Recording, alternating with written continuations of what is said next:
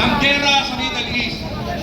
Di ba po, may pondo ng isang buwan yung mga oil companies.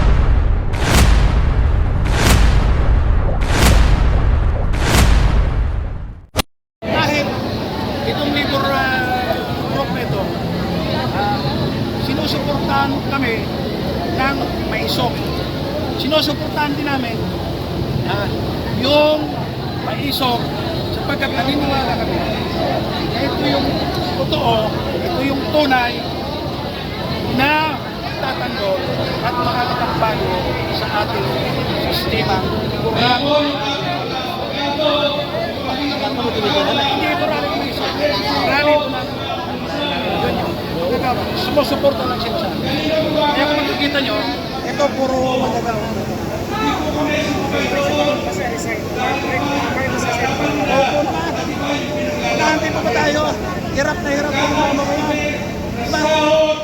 Mas ang bilihin. At naghihirap ang mas magagawa. Ang tinataasan, yung mga taxes, yung mga uliksyon nila para BBM resign!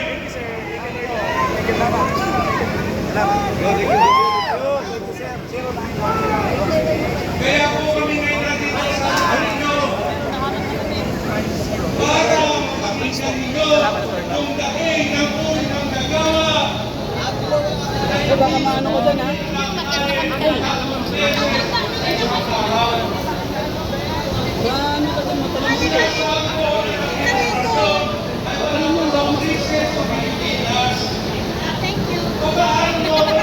Kasabay, magpatas nga! Hindi na nila makontrol yung taas ng mga presyo ng bilihin. Hindi nila makontrol yung pagtaas ng langis. Bago naganap ang gera sa Middle East, di ba po, may pondo ng isang buwan yung mga oil companies. 2 linggo pa lang po, biglang bumulusok ang pagtaas ng presyo ng langis. Sino po ang nakinabang dyan? Di ba ang mga oligarch, Grabe nga, oh. Takot na takot, ang mga foreigner, Grabe, oh. mga oil refinery na nagsamantala sa taong bayan. Kaya dito po kami ngayon, hindi na makita paano namin ibabudget ang isang araw, 2 araw, ang pasok ng mga manggagawa, lalo-lalo na sa hanay ng transportasyon. Ang ayuda, tatanggapin po namin yan, pero hindi po yan ang pangmatagalang solusyon. Hindi po dapat ban-aid. Ang hinihiling namin, pansamantalang isuspende ang excise tax, VAT dyan sa mga oil refineries. Siya po ang humingi ng emergency power. Bakit ayaw niyang ipatupad? Dahil luba, magnanakaw na naman sila ng mga maleta. Kaya mga kasama, diretso pa tayo. Ang dami pa ron sa... I-compress lang mo natin yung hanay natin. Pwede pang alisin na lang natin ito pag gano'n.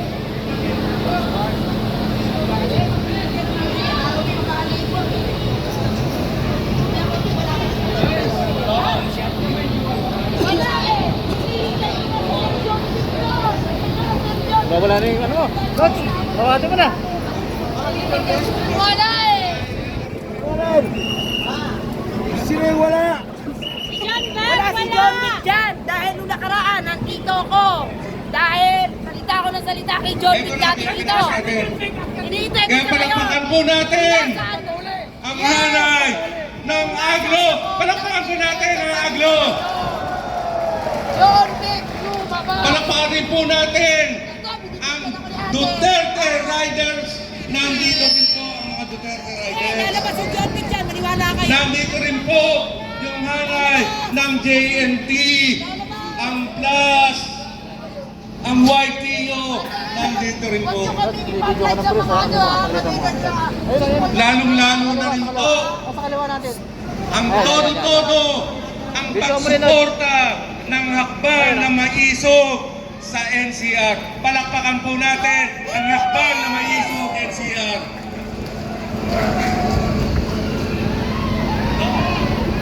Dito. Dito. Dahil sa ano, Lods? Taas, taas. Taas, dapat tayo. Hindi na. Kaya ka. Nakabalot naman tayo na. Kaya sa pagpapatuloy po ng ating programa, tinatawagan po natin ang leader, manggagawa, makabayan, naglilingkod sa atin ng mga manggagawa. Tawagin po natin si Attorney Jaime Miralles. Palakpakan po natin.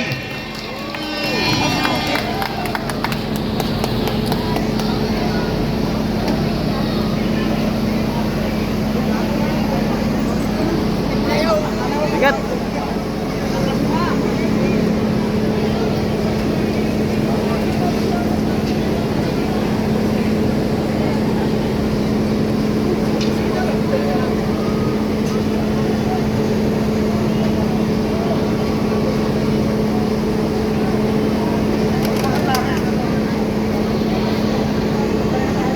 Isang mainit at mapagpalayang araw ng mga manggagawa para sa lahat na nandito ngayon.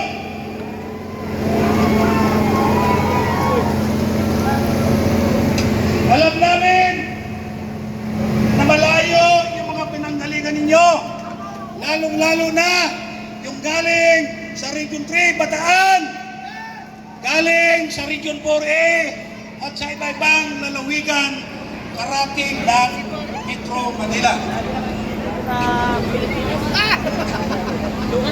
Binabati din po namin ang mga kasamahan natin na mga Muslim na galing pa sa Mindanao. Mabuhay!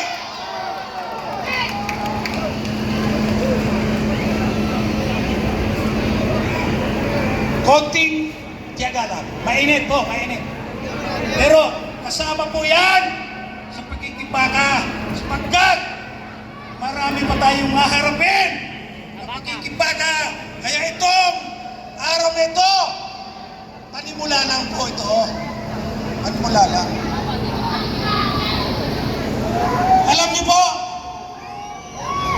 ito ibabalita ko na sa inyo para matuwa naman kayo. In-interview ako ng GMA kanina doon.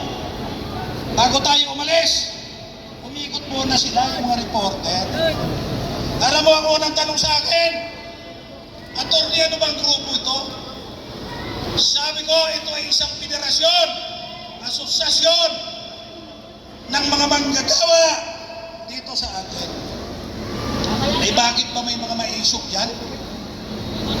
Sabi ko, talagang kasama namin yan sapagkat sumusuporta po yan sa advokasya sa mga manggagawa na matagal nang naghihirap at hindi asikaso pinapansin itong ating pamahalaan. Isa pa, ito baka sabihin nyo nagbubuhat tayo ng sariling bangko. Sabi ng taga-GMA, yan, makikinig sila, baka nandito yan. Diba? Sa dami ko nang kinukover na Mayo 1, araw manggagawa, dito lang ako nakakita ng ganito karami at ganito kaorganisado. Kaya mga kasama, palakpakan natin ang ating mga sarili.